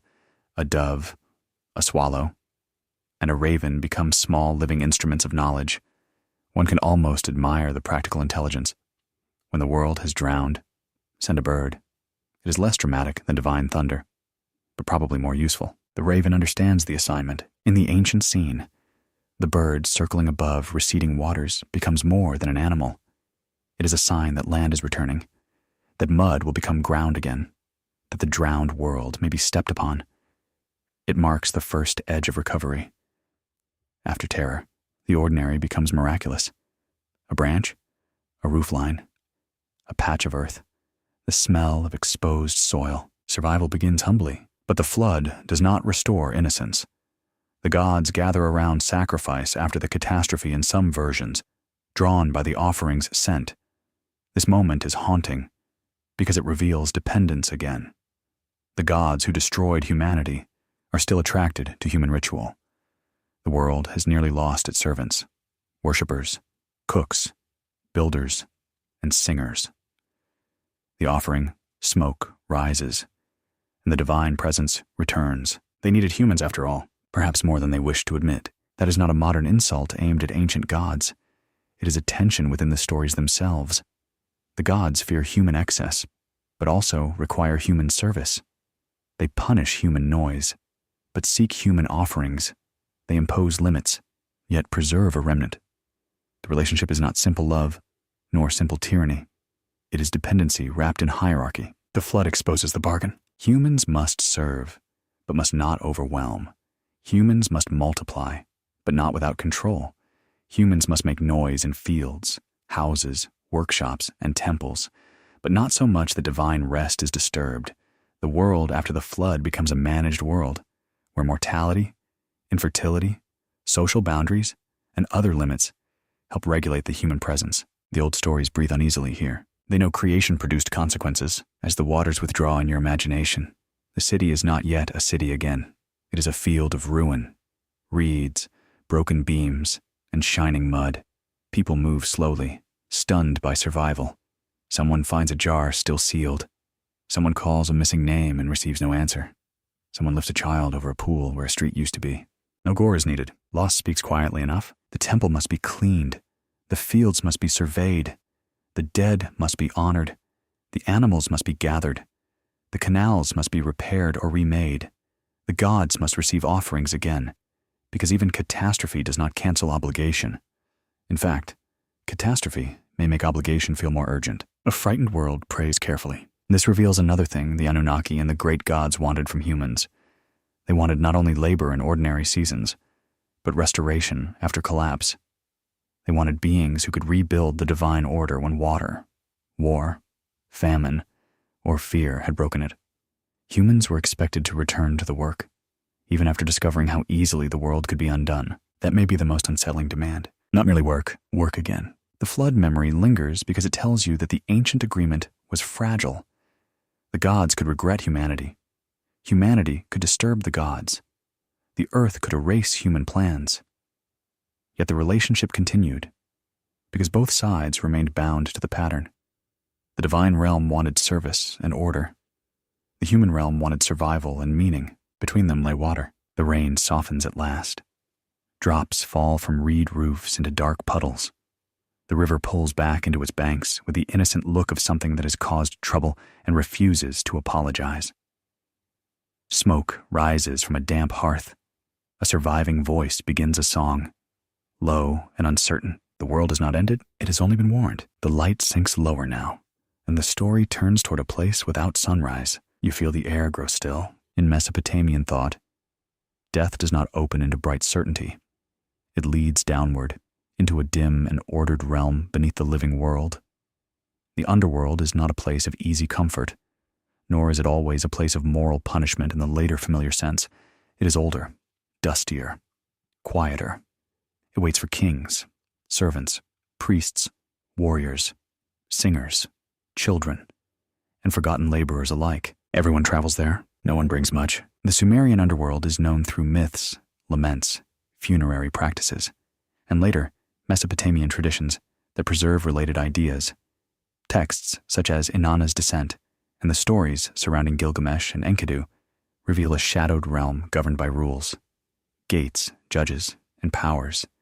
Scholars at Harvard, Oxford, and Chicago have studied these accounts not as simple maps, but as poetic visions of mortality, social order, and sacred fear. The dead enter a system. Even in death, there is administration. That may feel grim, but it is very Mesopotamian. If the living world has temples, storehouses, rulers, boundaries, and obligations, then the unseen world also has structure. Death does not release a person into pure freedom. It transfers them into another jurisdiction. The same imagination that records barley and labor also imagines the dead being received, named, judged, or placed. The cosmos has departments. Somewhere, a scribe is surely pleased. You move in thought toward the threshold of the underworld, where myth says descent requires surrender. Inanna, radiant goddess of power, desire, and conflict, passes through a sequence of gates. At each gate, something is taken from her: a crown, jewelry, garments, symbols of authority. She descends layer by layer, losing the visible signs that made her commanding above. The deeper she goes, the less she owns. This is not merely a dramatic scene. It is a lesson in reduction. To enter the realm below, one must be stripped of status. Royal splendor, erotic power, divine ornament, and earthly confidence all fall away. The underworld does not admire your accessories. It has seen better and buried them. The sarcasm is quiet. The truth is colder. The Anunnaki appear in some versions as judges of the underworld, sitting in stern assembly as Inanna is condemned. Their role here is very different from the modern image of glittering sky visitors. They are not offering technology or treasure. They are part of an ancient court, grave and severe, enforcing boundaries between realms. They remind you that divine power includes judgment, not only creation. A mainstream historical fact confirms the importance of this mythic pattern. Sumerian literary texts from scribal traditions show that descent stories were copied, taught, and preserved with care. They reflect a culture deeply concerned with the limits of power, the inevitability of death, and the rituals needed to maintain ties with those who had passed beyond the household door. Death was not private silence. It remained social. Families brought offerings to the dead. They maintained memory through names, food, libations, and mourning practices. The dead were understood to depend, in some sense, on the living, if they were forgotten, neglected, or improperly buried. Trouble could follow. The boundary between family devotion and fear was thin, as it often is when love continues after death. You can imagine a small offering placed in the dimness of a house, a little food, a little water, a spoken name. The room smells of oil, dust, and old wood. Outside, the city continues with its usual stubbornness. Bakers bake, traders argue, donkeys resist progress. Inside, a person remembers the dead because remembrance is also a duty. The living feed the gods. The living feed the dead. The pattern is unmistakable. Humanity's role extends into both directions, upward toward the temples, downward toward the ancestors. Humans stand between divine hunger and ancestral need, between sky command and underworld accounting. They are not only workers in fields, they are caretakers of invisible relationships. Their hands keep bonds active across realms they cannot fully see. This is a heavy position. It is also a sacred one. The open scholarly debate here concerns how Mesopotamians understood the condition of the dead. Some texts describe the underworld as bleak, dusty, and deprived. Other evidence suggests that proper burial and continuing offerings could improve the fate of the dead, at least within family and ritual imagination. Researchers do not reduce this to one simple doctrine, because belief changed across centuries, cities, and social classes. The dead were feared, the dead were loved. Those feelings can share one bowl. A quirky tidbit appears in stories of ghosts and restless spirits. Mesopotamian texts contain rituals for dealing with ghosts who trouble the living, sometimes because they lacked proper burial or offerings. The solution could involve rites, food, water, figurines, spoken formulas, and careful gestures.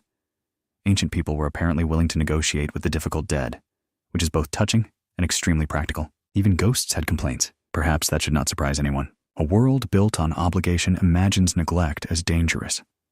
If a worker is denied rations, resentment follows. If a god is denied offerings, disorder threatens. If the dead are denied remembrance, they may return uneasy. The moral is not sentimental. It is structural. Every relationship requires maintenance, even those with beings who no longer breathe. The underworld, therefore, reveals another answer to the ancient question. The Anunnaki and the powers of the unseen did not want humans only alive. They wanted humans participating in a chain of memory that continued beyond death. Human beings were expected to bury, mourn, name, feed, and remember. The city did not end at its walls. The household did not end at the grave. Memory was labor, grief was service. You walk now through a burial space in the mind, quiet and close. The earth is cool. A vessel rests beside the dead. A personal object lies where a hand once moved. The person's name may be known, or it may have vanished. The silence is not empty. It is full of unfinished attachments. Every grave asks to be remembered. Every forgotten name becomes a small darkness. In the myth of Inanna's descent, escape from the underworld is not simple. Replacement, exchange, and consequence follow. The realm below does not release what it has taken without balance. This, too, reflects a Mesopotamian sense of cosmic accounting. Movement between worlds has cost. Power has limits. Even a goddess cannot treat the underworld like an inconvenient hallway. The lower realm keeps rules. Those rules are not gentle, yet they are not meaningless either. They preserve boundaries. They remind the living that no king, no temple, no beloved body, and no shining city escapes decline. The same clay that rises into walls eventually returns to dust. The same breath that sings hymns eventually fades. The same hands that carry offerings eventually become still. You do not need terror to feel it, only quiet. As night deepens, the underworld becomes less like a distant myth and more like a shadow under every human act. Why build, if all must descend? Why sing, if the singer will vanish? Why feed gods, dead, and rulers, if your own bowl will someday be empty? The ancient answer is not loud. It is simply that the work must continue because meaning exists within maintenance. Care does not defeat death. Care answers it. The Anunnaki, as judges and powers in the deep, wanted the human world to recognize this accounting. They wanted boundaries honored, the dead remembered, rituals performed, and the living made aware that every life joins a greater order. Humans were not only created to work while breathing. They were woven into a system that reached beyond the last breath. The earth cools beneath your feet. A lamp flickers in a house where someone whispers a name. The city outside grows quiet, but not empty. Beneath it, the imagined realm of dust waits with its gates, its judges, and its patient silence. The living sleep above, the dead are counted below. A new voice enters the darkness now. Not ancient, but modern, restless, and glowing from screens. It speaks in secrets. It says the tablets hide machines, star maps, vanished planets, and mining colonies older than memory. It says the Anunnaki were not gods in the old sense, but travelers from somewhere beyond Earth. It says humans were designed for a practical purpose, not by divine craft alone, but by beings with knowledge so advanced that early people could only call it heavenly. The claim is seductive. It is also much newer than the tablets. You can understand why the idea spread. The ancient texts already feel strange enough on their own. Gods descend. Humans are fashioned for work. Divine assemblies make decisions beyond human reach. Kingship comes down from heaven. Floods erase cities. Temples feed invisible powers. Once those fragments reach the modern imagination, they begin to shimmer in unexpected ways. The mind fills gaps quickly, sometimes too quickly. In the 20th century, popular writers reshaped Mesopotamian myths into theories about ancient astronauts and hidden technology. Their books reached audiences far beyond university departments, offering dramatic answers where scholars offered damaged lines, grammar, uncertainty, and patient caution. It is easy to see the appeal. A broken tablet becomes a classified file. A god becomes an engineer. A myth becomes a mission report. That is exciting. It is not how evidence works. A mainstream historical fact stands firmly here. Professional Assyriologists read the Anunnaki within Mesopotamian religious, literary, and scribal traditions. Researchers trained through institutions such as Chicago, Yale, Oxford, and the University of Pennsylvania do not translate the tablets as straightforward records of extraterrestrial mining programs. They translate them as ancient texts about gods, labor, offerings, kingship, death, order, and cosmic authority. The difference matters deeply. Yet, dismissing modern fascination too quickly would miss something revealing. Fringe theories survive because they answer an emotional need. They tell listeners that the oldest stories are not merely old, but concealed. They suggest that behind ordinary history lies a forbidden design. They make the listener feel like a late-night investigator, uncovering what museums, professors, and suspiciously calm librarians supposedly refuse to admit. Poor librarians, always accused of hiding planets. Still, the hunger behind those theories is real. People want origins that feel large enough for human strangeness. They look at pyramids, ziggurats, megaliths, and tablets, then wonder how ancient hands accomplished so much. Instead of imagining generations of skilled workers, complex institutions, hard labor, and inherited knowledge, some prefer visitors from the stars. It is simpler in one way. It is also less fair to the humans who did the work. Ancient people were not helpless. They were observant, organized, patient, and brilliant within their worlds. Their tools were not modern, but their minds were fully human. They watched water, stone, stars, animals, seasons, illness, trade, and authority with sharp attention. They built systems across centuries. They invented writing, managed cities, developed mathematics, composed literature, and argued with the divine in poetry. Giving all of that to imagined outsiders can become a strange kind of theft. The past deserves better. And yet, fringe imagination has become part of the modern afterlife of the Anunnaki. You cannot fully understand their current fame without acknowledging it. A term once embedded in cuneiform religion now wanders through documentaries, forums, novels, videos, and late-night conversations. It has become a vessel for modern anxieties about control, creation, labor, and hidden rulers. That transformation is fascinating, not because it proves the theories, because it shows how myths keep working. The Anunnaki of academic study belong to ancient Mesopotamia. The Anunnaki of popular speculation belong to us. They reveal our questions. Who made us? Who benefits from our labor? Are we alone? Are rulers hiding something? Is civilization natural, or was it engineered? Why does work feel so ancient, so unavoidable, and sometimes so unfair? Those are modern questions wearing ancient masks. The open scholarly debate does not concern whether the tablets secretly describe spacecraft. Among specialists, that is not a serious interpretation of the evidence. The real debates concern language, dating, scribal transmission, divine classification, regional variation, and the relationship between myth and social life. Those questions are quieter, but they cut more deeply into history. A damaged sign can change a reading. A copied line can preserve an older tradition. A myth can carry memory without reporting events, literally. That is where the real mystery lives. Not in forcing the tablets to confess modern fantasies, but in allowing them to remain ancient. Their distance is part of their truth.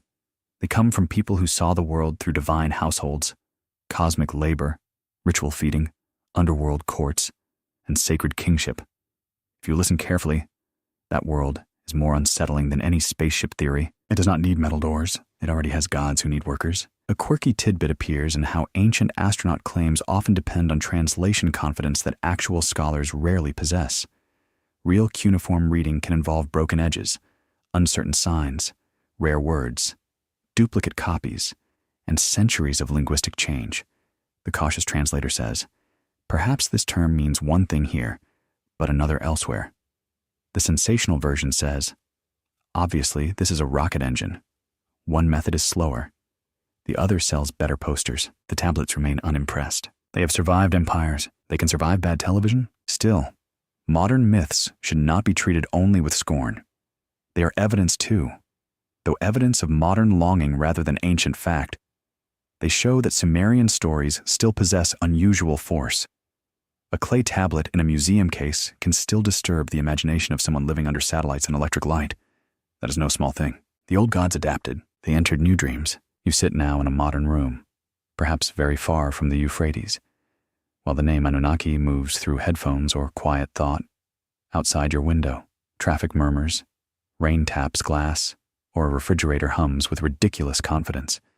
The ancient world is gone, yet its symbols have not disappeared.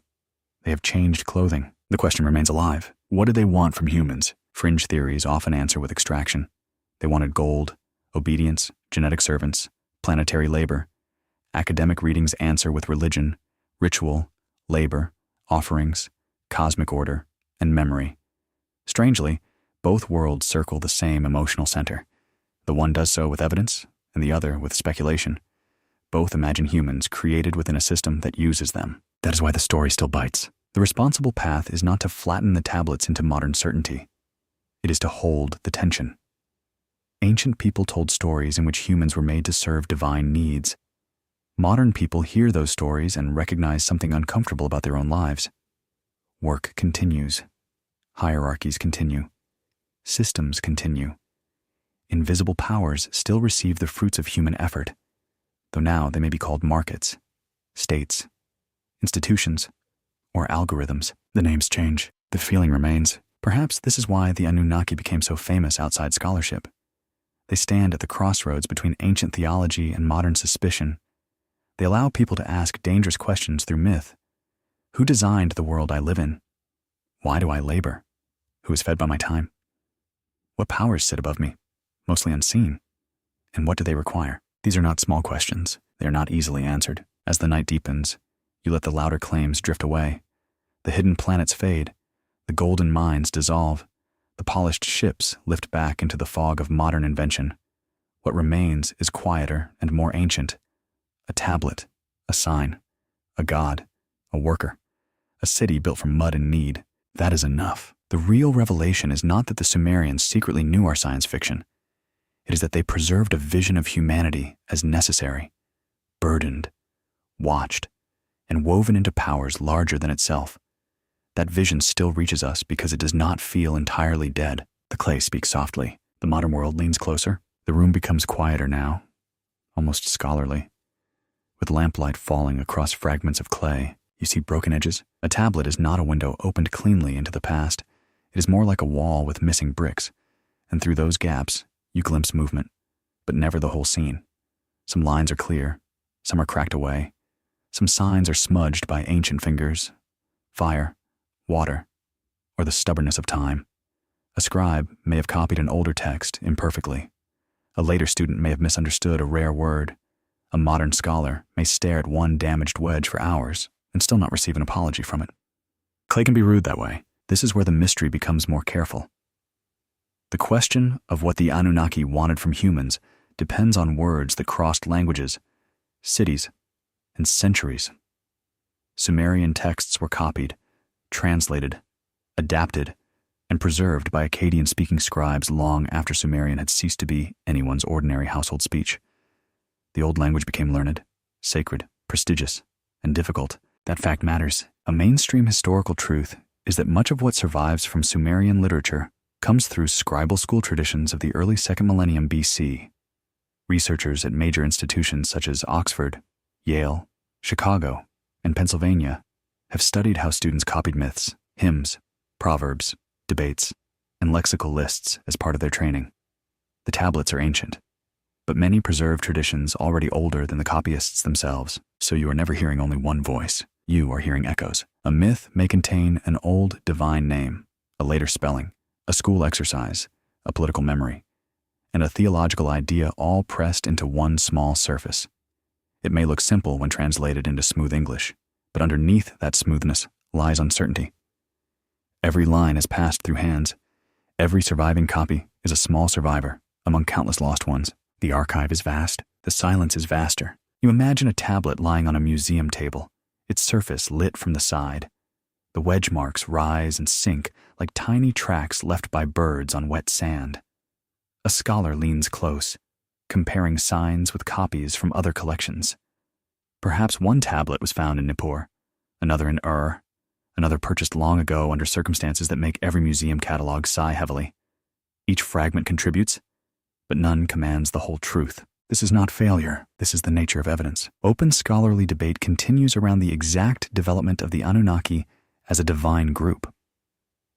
Some researchers argue that the term originally referred to descendants or associates of An, the sky god, before gathering wider meanings. Others emphasize its shifting use in different contexts, where the Anunnaki can appear as great gods, underworld judges, or members of a divine assembly. The safest statement is also the least theatrical. Their role changes. That may disappoint the dramatic mind. The past is not disappointed. It was never obliged to stay consistent for our convenience. Ancient religion lived through performance, local tradition, city pride, scribal memory, and political change. A divine title could carry one shade in a hymn and another in a myth. A god could rise in importance when a city rose, then fade when power moved elsewhere. Names were stable enough to matter, but flexible enough to survive. The old world breathed through variation. This is why careful scholars resist the temptation to turn the Anunnaki into one fixed category. They are not a modern organization with a neat membership list and a helpful website. They are a cluster of divine associations across a long textual tradition. Their meaning must be reconstructed from context, and context is often broken at the edges. A line may say they sat, a line may say they decreed, a line may vanish precisely where you most need it. That is very ancient of it. A quirky tidbit from scribal culture helps soften the frustration. Some Mesopotamian school tablets show students practicing signs badly, correcting errors, and copying model texts with varying success. You can almost sense the impatience of a teacher watching a pupil ruin a line about divine wisdom with the handwriting of a frightened insect. Even sacred literature depended on students, and students have been students for a very long time. The past had homework. The homework survived. This makes the tablets feel less distant. Behind every preserved myth stands a human chain of learning. A teacher recites, a student repeats, a stylus slips, a sign is corrected, a tablet dries, centuries pass, a museum drawer opens, a scholar reads. Then, in a quiet modern room, someone wonders what the gods wanted. The question travels farther than any empire, yet every answer must be handled gently. When a text says, humans were made to relieve divine labor, that does not mean every Mesopotamian person explained life in exactly that way. When a temple record lists offerings, that does not reveal every private prayer whispered by a mother, a worker, or a frightened traveler. When a royal inscription praises a king as chosen by a god, it tells us as much about royal desire as divine command. Texts speak. They also pose. A king wants to look righteous. A temple wants to record wealth. A scribe wants to preserve tradition. A myth wants to make suffering intelligible. A ritual text wants to make action effective. No single genre gives total access to ancient belief. You must walk among them slowly, noticing where they agree, where they resist, and where they leave the room in silence. This is the patient work of reconstruction, not revelation all at once. Piece by piece, the pattern becomes visible, but never complete. Humans appear as workers, worshippers, subjects, descendants, mourners, and names waiting to be remembered. The gods appear as rulers, householders, judges, creators, and powers needing human response. The Anunnaki appear within that larger system, not always at the center, but often near the heavy machinery of divine authority. They belong to structure, they belong to distance, they belong to the sense that reality has an upper court and a lower court, while humans live in the contested space between them. Modern readers often ask for the hidden truth. The tablets answer with fragments instead. They do not unfold like a modern confession.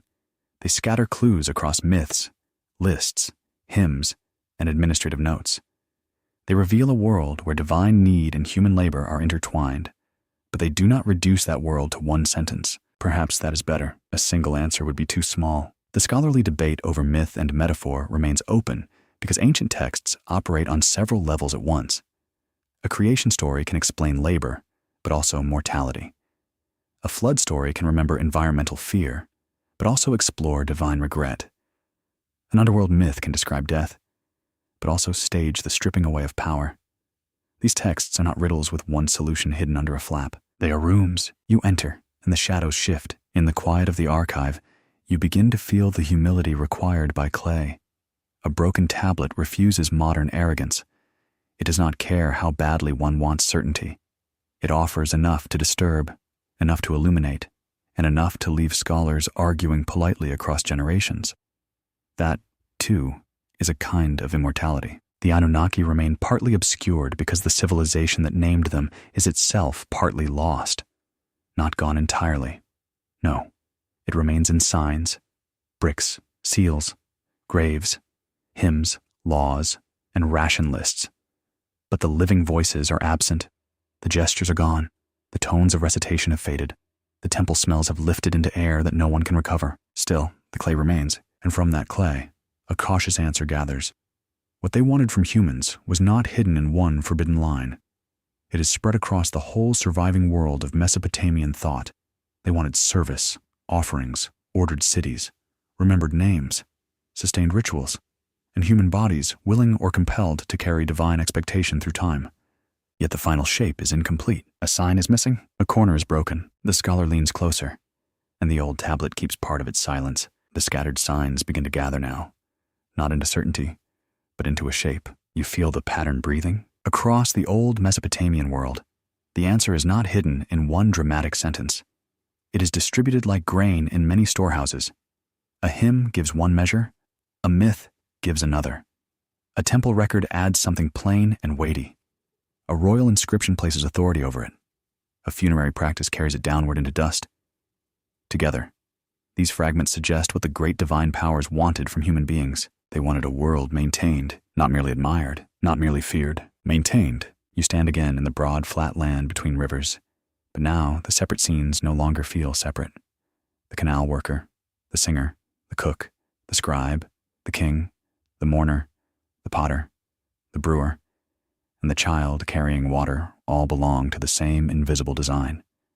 Each person touches one strand of a system that reaches beyond the visible city.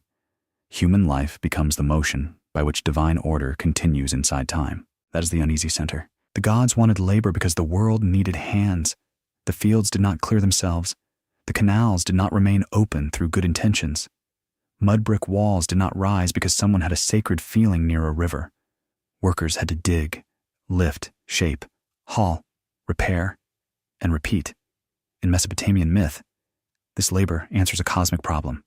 Humans take up burdens once imagined as belonging to divine beings. A mainstream historical fact confirms the connection between religion and organized work. Administrative tablets from Sumerian cities record rations, labor groups, fields, herds, textiles, and offerings with remarkable precision. Scholars at Chicago, Pennsylvania, Yale, and Oxford have treated these records as crucial evidence for understanding early urban economies. The tablets reveal not dreamy myth alone, but institutions coordinating human effort at large scale. The sacred had logistics. That phrase may sound almost too modern, but the reality was ancient. A god's temple required goods, Goods required fields. Fields required water. Water required canals.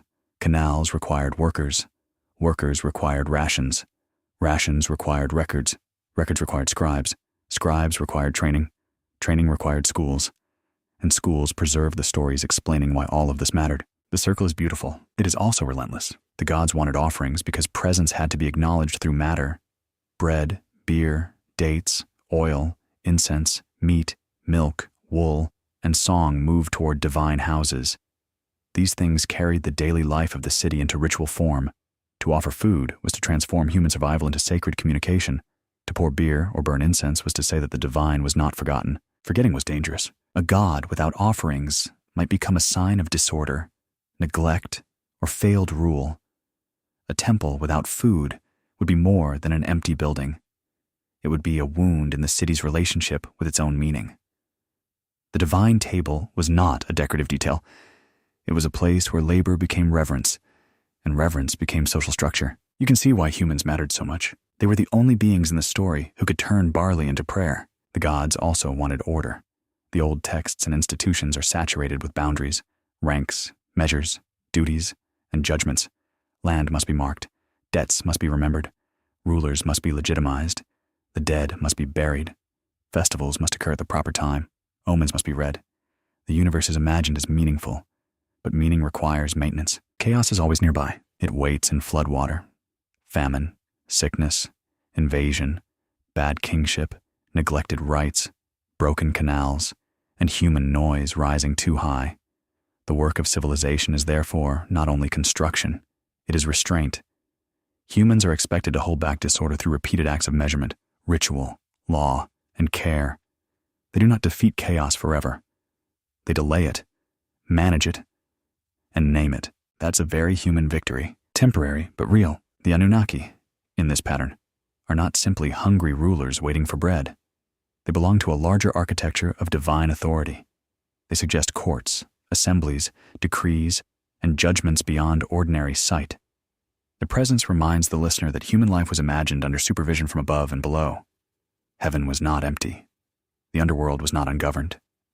The city stood between powers. Humans lived in the middle. That middle position is what makes the story so compelling. Human beings are lowly enough to be made from clay, yet important enough to feed gods. They are mortal enough to descend into dust, yet powerful enough to preserve divine names for thousands of years. They are created for work, yet capable of poetry. They are governed by kings, yet they become the memory of kings. The servant becomes the witness becomes the archive, and the archive outlives almost everyone. A quirky tidbit belongs to the practical side of divine service. Mesopotamian temple life could involve enormous attention to the correct handling of goods, including textiles for divine images, ingredients for meals, and precise ritual objects. Somewhere in that world, someone probably had to worry whether a god's garment was ready on time. Few things are as quietly funny as imagining a cosmic order delayed by wardrobe management. The divine can be majestic. The schedule still matters. That small humor makes the old world feel human without making it silly. Ancient people did not separate grandeur from inconvenience as sharply as modern storytelling sometimes does. A goddess could be terrifying, and someone still had to clean the room. A king could claim divine favor, and someone still had to count the sheep. A myth could explain creation, and a student still had to copy it without ruining the line. Everything depended on hands. This is why the answer cannot be only worship, only labor, only food, or only obedience.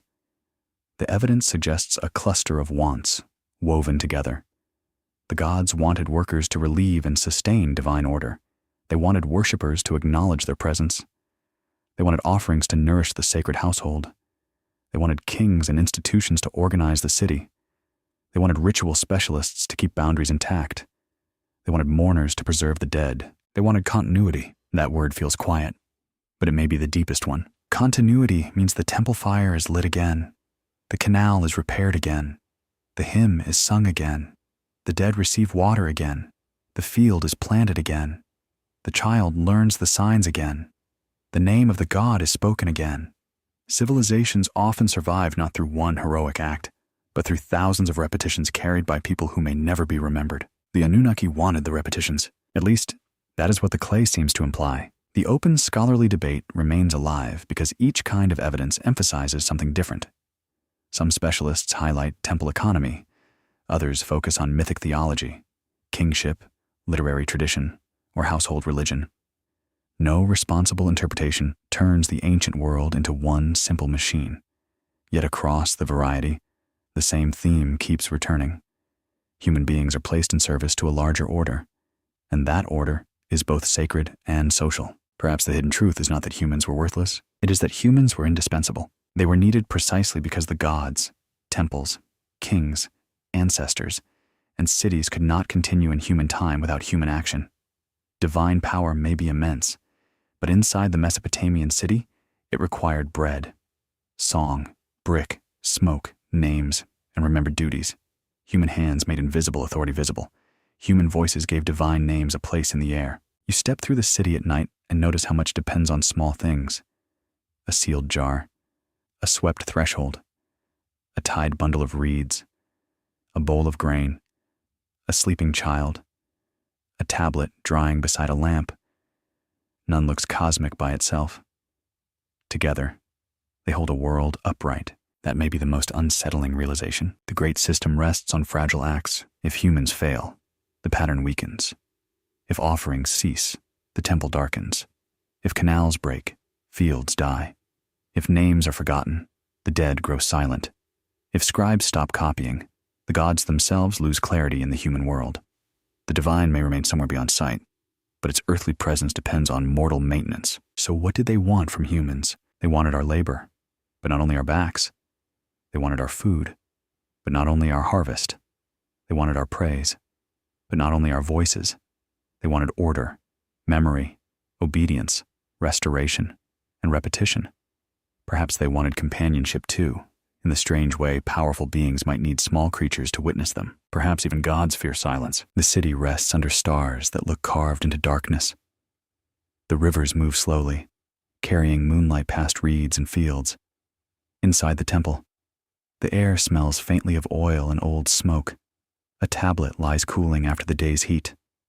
Its signs fixed now, its softness gone. The clay has received the pattern. Humans serve. Humans remember. Humans keep the divine world from falling out of time. The clay still waits in the silence, holding its marks with a patience no human body can imitate. You are close to the end of the old question, not to an answer that closes every door.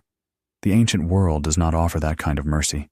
It gives fragments, systems, images, habits, and repeated signs.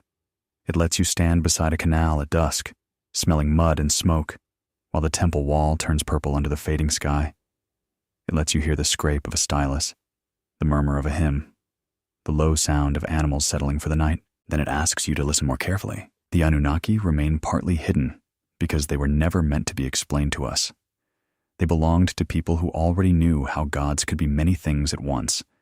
A power might judge, create, command, dwell, withdraw, bless, and terrify. A divine name could shift in meaning across centuries, just as a river shifts course while still remaining itself. The past moves slowly. It does not stand still. One mainstream historical fact stands quietly beneath this uncertainty. The surviving Mesopotamian texts were written by real scribes within real cities, where temples, palaces, fields, schools, and households shaped the daily experience of belief. Scholars from institutions such as Oxford, Yale, Chicago, and Pennsylvania have shown that these tablets preserve both literary imagination and administrative life. Myth and grain records are not enemies here. They're neighbors. The gods live beside accounting. That is still wonderfully strange. You might expect divine secrets to appear only in golden chambers, carved on shining walls, guarded by kings with dramatic cheekbones and unreasonable hats. Instead, the truth often appears in lists of sheep, jars of beer, rations of barley, temple deliveries, copied school texts, and broken myths about weary gods. Ancient revelation is sometimes less thunderbolt than receipt. A little disappointing, perhaps, also more believable. The hidden truth is not hidden because someone locked it away. It is hidden because it is spread across ordinary things. Work, food, memory, fear, authority, death, repetition. These are not glamorous, yet they formed the deep structure of Sumerian life.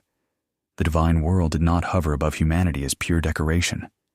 It pressed into schedules, bodies, storehouses, and the organization of time. Humans were needed because humans could make continuity visible. You can see the old city now as if from above. The rivers curve through the plain like dark cords. Fields lie in measured blocks. Canals glimmer under moonlight. The temple rises from the center, not as an isolated monument, but as the heart of a living pattern. Around it, houses crowd together. Smoke lifts from ovens. Dogs nose through alleys. A late worker carries a basket home, shoulders bent beneath a day that will not be remembered by name. Yet as labor remains inside the world he helps sustain, the Anunnaki, as the tablets allow us to glimpse them, wanted more than one thing. They wanted the divine order maintained through human activity. They wanted offerings that turned harvest into ritual. They wanted cities where power could descend into walls, courts, and royal command. They wanted names remembered, boundaries respected, deaths attended, and disorder held back by ritual hands. They wanted the fragile to serve the eternal. That is the unsettling beauty of it. Open scholarly debate continues because no single text gives the final formula. Some experts emphasize the Anunnaki's connection with divine assemblies. Others focus on their underworld associations, or on how their identity changed between Sumerian and later Akkadian traditions. The debate remains careful because the sources are uneven, damaged, and separated by time. Certainty would be comfortable, but comfort is not evidence. The silence must be respected. Still, the pattern does speak. It speaks from clay bodies shaped by divine hands. It speaks from flood stories where humanity becomes too loud, too numerous, too difficult to ignore. It speaks from temple kitchens where bread and beer answer divine hunger. It speaks from royal inscriptions where kings claim the right to command because heaven has approved the arrangement. It speaks from graves where the dead still depend on the living for memory. Everywhere, humans are placed between need and power. That placement is not simple cruelty. It is also dignity, though a complicated one. In these stories, human beings are small, perishable, and made for service. Yet without them, the divine world loses its earthly voice. The gods may exist beyond human reach, but their names require human mouths. Their houses require human builders. Their stories require human scribes. Their offerings require human fields. The servant becomes necessary. The necessary becomes sacred. A quirky final detail belongs to the endurance of clay itself.